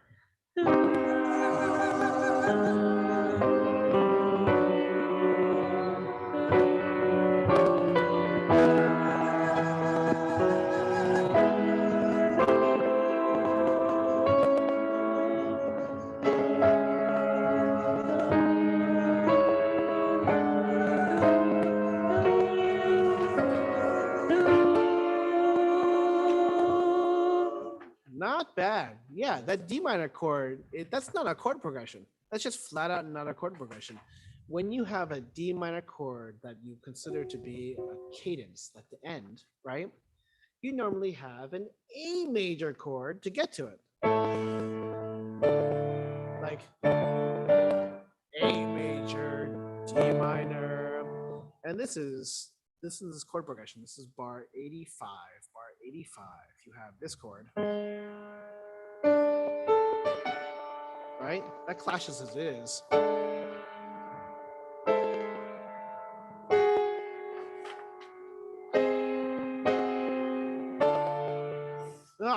That's not a chord progression. It just kind of, you get slapped around a little bit. So let's try this. We're gonna do from bar 85 only, sopranos and alto 1s only. Okay. Oh, look, that doesn't sound that bad at all. Alto 1, alto 1, sopranos. Ready with Paul? Okay. 3, 4.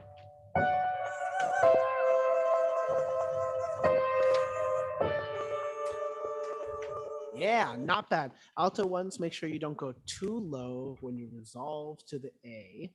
And then soprano, and then remember that your C stays the same, but the soprano 1s will go to an E flat. So there are some similar notes, moving notes, some static notes. Okay, one more time, ready? Right? 3, 4.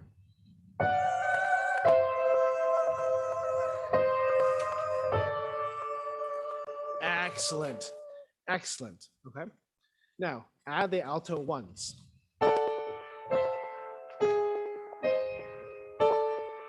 Okay. Sorry, Okay. alto 2s. Add the alto 2s. 3, 4.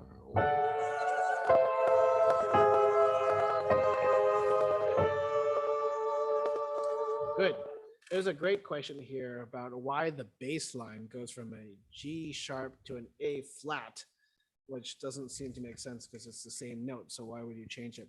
And for this is the chord function. And so the chord on the downbeat is this chord, where the G is actually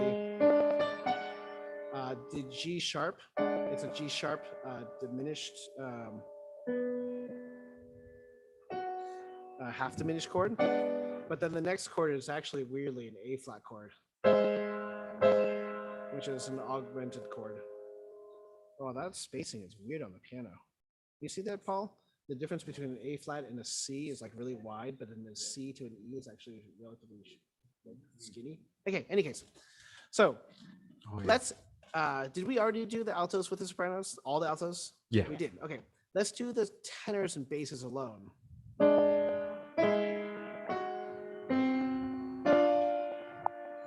Jeez. Okay. Bar 85. Here we go. And 3, 4.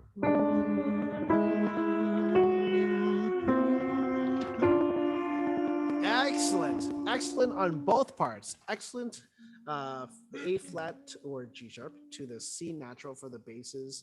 Excellent, nice ascending big steps for the tenors. That's great. Now, there are a lot of clashes in here. For instance, the alto twos and the basses are just clashing throughout.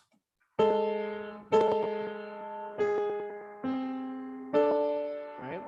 And it's kind of nasty. Let's do this all voice parts, bar 85, with the clashes and the weird progression.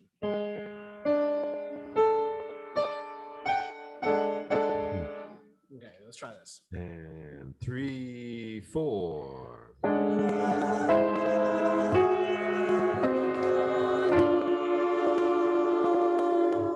Not bad. Now, remember that it's clashy for a little bit, but you should be ending on a minor chord. Okay? Let's try that again.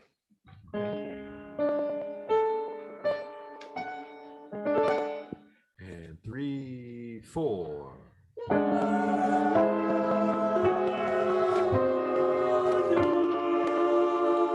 There you go. There you go. That's great. Now, the bar beforehand shouldn't be that bad. Let's try all 5 voice parts right there. Bar 84. Oh, look at that. Minor chord sounds so benign. Right? Here we go. And 3, 4.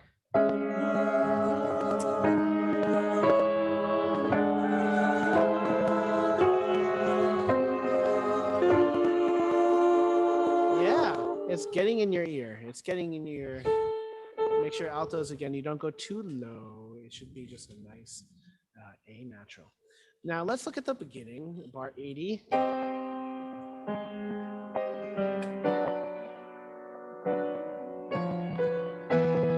Whoa! 82 features an E major chord. E major chord. Let's go from C minor to B minor. That doesn't make sense. And then we have E major, really throwing us for a loop. Everybody, let's start with Paul, bar 80, and stop on the downbeat of 82 with a major chord. And 3, 4.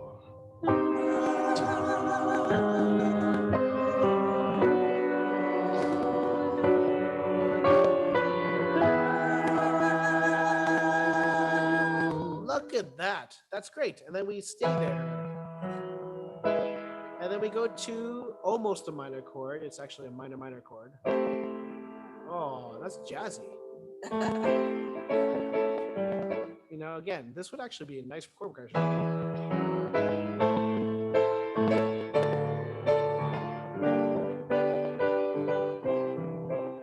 Okay. But if you start from bar 82, basses, you still have the melody.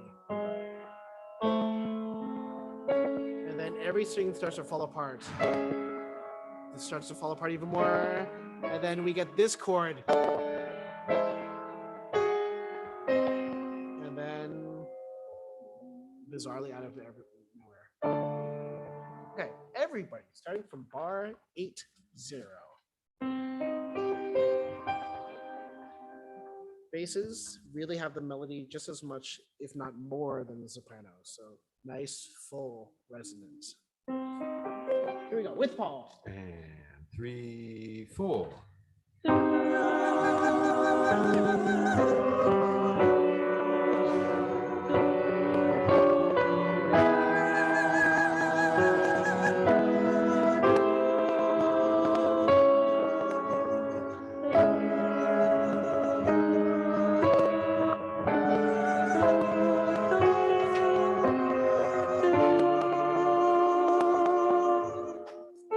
Yeah, altos, a little higher. Let's sing that last chord. Ready? All right, last chord, altos, and everybody, last chord. 2, 3, 4.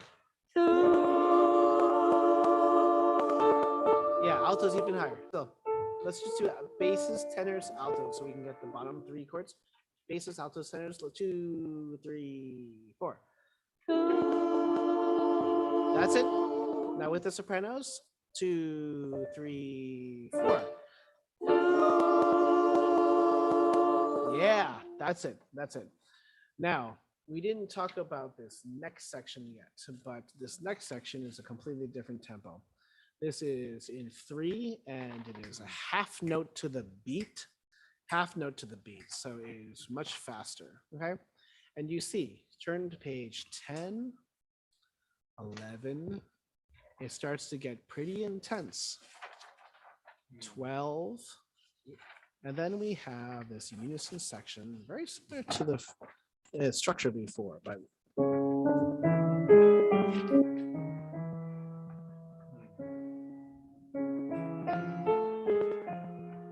unison.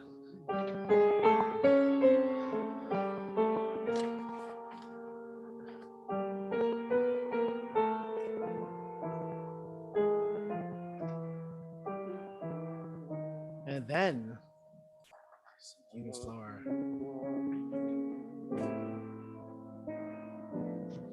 Oh, look, that's the chord from before. And so this section starts to slow down. And then if you look at page 17, Zeitastas, through 2, I want you to look at this orchestra interlude. It's orchestra interlude, 17, 18, 19, 20, 21, 22. This huge, long, full orchestra interlude before you come in on page 23. And in 23, all of a sudden, we have fortissimo in major.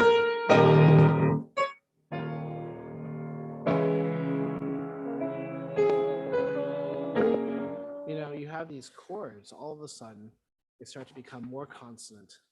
And so, as we talked about, as we go on, it really is symbolic the way that Zamuski has created the piece.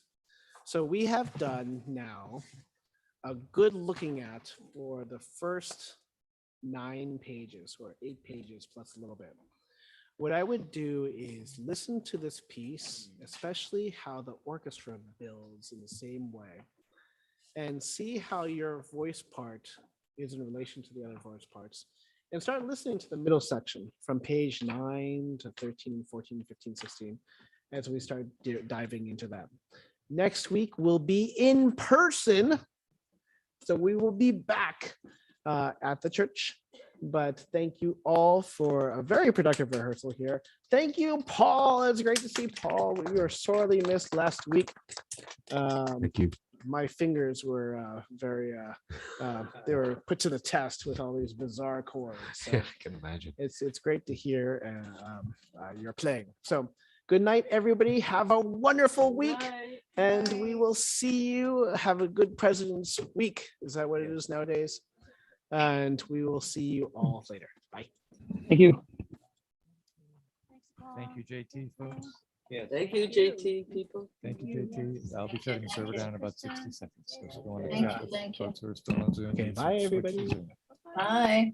Good night, Bye. Ellen. Bye-bye, everybody. He's giving the Bye. Sopranos a workout. These pizzas a workout, isn't it? What? It is, yes, I haven't been this tired after a rehearsal in a long time. that's true. Hey, Dobbs. Good night, all. Good night. Night, Veronica. Schlaf gut. Schlaf, schlaf gut. Hard work but fun. Very good. Now ruhig. Dankeschön. See you next time. Auf Wiedersehen. Tschüss. Schauen. Bye-bye, everyone. Ciao. Bye.